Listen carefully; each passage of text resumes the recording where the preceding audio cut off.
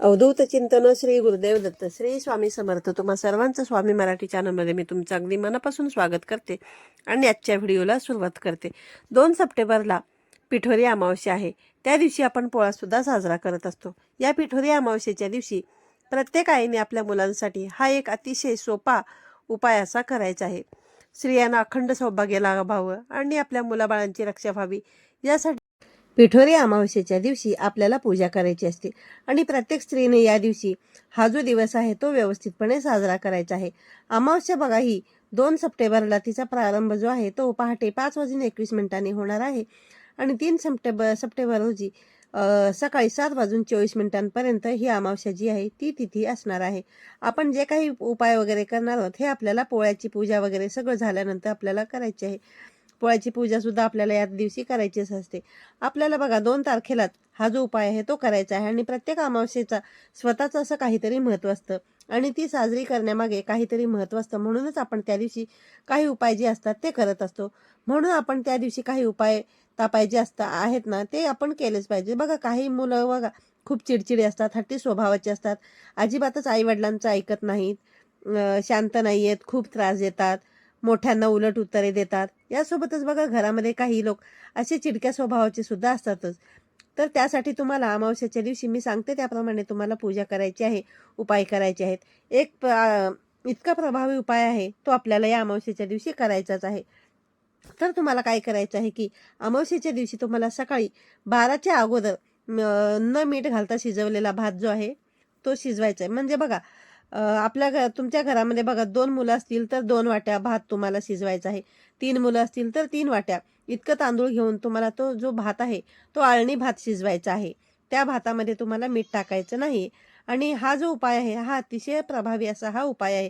हा उपाय आपल्याला आपल्या मुलावरती कोणाची लागलेली नजर असेल, नजर बाधा झालेली असेल, मुलांमधला चिडचिडेपणा, हट्टीपणा, वाईट गुण जे आहेत ते वाईट गुण, अवगुण गुण जे आहेत ना ते काढून टाकण्यासाठी आपल्याला अमावस्येच्या दिवशी हा जो उपाय आहे तो करायचा आहे. याचा आपल्याला खूप फायदा करून घ्यायचा आहे. प्रत्येक आईने हा उपाय करावा. हा उपाय जो आहे तो अतिशय प्रभावी असा उपाय आहे. त्यानंतर तो शिजवलेला भात जो आहे तो तुम्हाला एका कागदावरती किंवा वाटीमध्ये घ्यायचा आहे आणि जर समजा तुमची मुलं सकाळी लवकर शाळेत जात असतील तर हा जो उपाय आहे तो तुम्ही सकाळी केला तरी चालेल किंवा मग सकाळी बघा मुलं कधी 7-8 वाजता जातात, कधी 6 वाजता जातात, तेव्हासुद्धा तुम्ही हा जो उपाय आहे ना तो केला तरी चालेल. पण जर मुलं तुमची 12 नंतर येत असतील तर तुम्ही हा उपाय जो आहे तो सकाळी करू शकता किंवा जर मग तुमची मुलं सकाळी लवकर येत असतील तर मग तुम्ही दुपारी 12च्या आतमध्ये हा जो उपाय आहे तो करू शकता.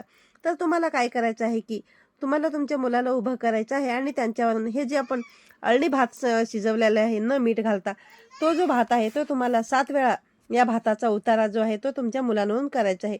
वरून खाली उतरवायचं आहे आणि तुम्हाला त्यावेळेस श्री स्वामी समर्थ, श्री स्वामी समर्थ असं 7 वेळा म्हणायचं आहे.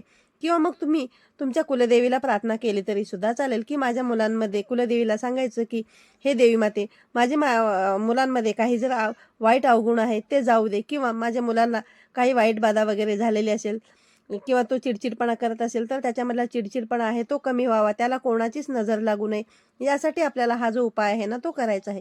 प्रत्येक मुलांसाठी वेगळा भात घ्यायचा आहे आणि उतारा केल्यानंतर तो भात जो आहे तो तुम्हाला बाहेर जाऊन फेकून यायचा किंवा तुम्ही एका ठिकाणी तो ठेवू शकता. ज्या ठिकाणी कुणाचा पाय वगैरे पडणार नाही अशा ठिकाणी तुम्ही ठेवू शकता किंवा मग तुम्ही तुमच्या गॅलरीमध्ये, खिडकीमध्ये वगैरे जर ठेवणार असाल तरी सुद्धा चालेल, कारण त्या ठिकाणी येऊन पक्षी जे आहेत ते खाऊन जातील. त्यानंतर हे जे तुम्ही वाटी घेतला असेल तर तो कागदावरती भात घ्यायचा आणि तो नेऊन तुम्हाला बाहेर ठेवून देऊ शकता. बघा गावाकडे बघा पक्षी वगैरे असतात त्यामुळे अंगणामध्ये किंवा टेरेसवरती वगैरे जरी तुम्ही हे भात ठेवला तरी सुद्धा चालेल. आणि हा उपाय करून झाल्यानंतर तुम्हाला काय करायचं आहे की आपल्या घरामध्ये यायचं आहे. त्याच्यानंतर तुम्हाला आपलं जे देवघर आहे ते देवासमोर उभं राहायचं आहे आणि देवाला प्रार्थना करायची आहे की हे देवा माझ्या मुलांना कोणाची वाईट नजर लागू नये, माझ्या मुलांच्या ज्या वाईट सवयी आहेत ते वाईट सवयी निघून जाऊ देत. हा जो उपाय आहे ते तुमची मुलं मोठी असतील, छोटी असतील, प्रत्येक मुलांसाठी करू शकता. बघा ही मुलं जी आहेत ना ही मुलं असतात, मोठी असो की छोटी असो.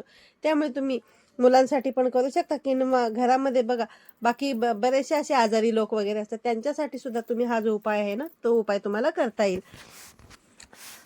जर तुम्हाला हा उपाय स्वतःसाठी करायचा असेल तर तुम्ही घरातल्या इतरांना सुद्धा सांगू शकता की हा उपाय करा. हा उपाय करण्यामध्ये काहीही गैर नाही. हा अतिशय असा प्रभावी असा उपाय आहे. त्यामुळे हा जो उपाय आहे तो तुम्हाला 2 सप्टेंबरला न विसरता आपल्या मुलांसाठी करायचा आहे. व हा जो उपाय आहे ना तो अतिशय प्रभावी उपाय आहे. मी तुम्हाला वारंवार सांगते, हा जो उपाय आहे तो तुम्ही अमावस्येच्या दिवशी नक्की करा. अमावस्या तिथी ही अतिशय प्रभावी असते.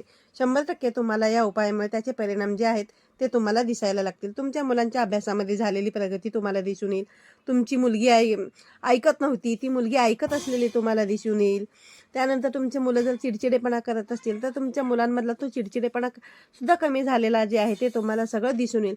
त्यामुळे हा जो उपाय आहे तो पिठोरी अमावस्येच्या दिवशी केल्यामुळे तुमच्या मुलांवरती कोणत्याही वाईट प्रकारचे संकट जे आहेत ते येणार नाही. त्यामुळे अमावस्याला हा जो उपाय आहे तो उपाय तुम्ही नक्की करा. मग बघा, ज्यावेळेस आपण लहान वगैरे होतो त्यावेळेस आपले आईवडील पण आपल्यावर असा काही ना काही थोडासा तरी उपाय करायचेच. त्यामुळेच हे जे उपाय आहेत ते आपल्याला माहिती असतात. आणि काय होतं की हे असे उपाय केल्यामध्ये जर समजा तुमच्या मुलांमध्ये प्रगती करण्यासाठी सुद्धा त्यांना मदत होते आणि त्यांच्यामध्ये जे काही ते करायला घेतात कुठलं तरी एखादं काम त्याच्यामध्ये अडथळे येत नाही, त्यांना कोणाची वाईट नजर लागत नाही. म्हणून ठराविक एका दिवशी जर आपण असे उपाय केले तर त्यातल्या त्यात 2 सप्टेंबर हा दिवस जो आहे तो पिठोरी अमावस्येचा आहे. आणि मी जर तुम्हाला मागच्या व्हिडिओमध्ये सांगितलेलंच आहे की पिठोरी अमावस्येचा दिवस हा मातृदिन सुद्धा म्हणून साजरा केला जातो. त्यामुळे पिठोरी अमावस्येच्या दिवशी प्रत्येक आईने हा जो उपाय आहे तो न चुकता करायचा आहे. आजच्या व्हिडिओमध्ये तुम्हाला मी सांगितलेली माहिती आवडली असेल तर व्हिडिओला लाईक करा, शेअर करा. पुन्हा भेटूया अशाच एका नवीन आणि माहितीपूर्ण व्हिडिओमध्ये. तोपर्यंत सर्वांना श्री स्वामी समर्थ.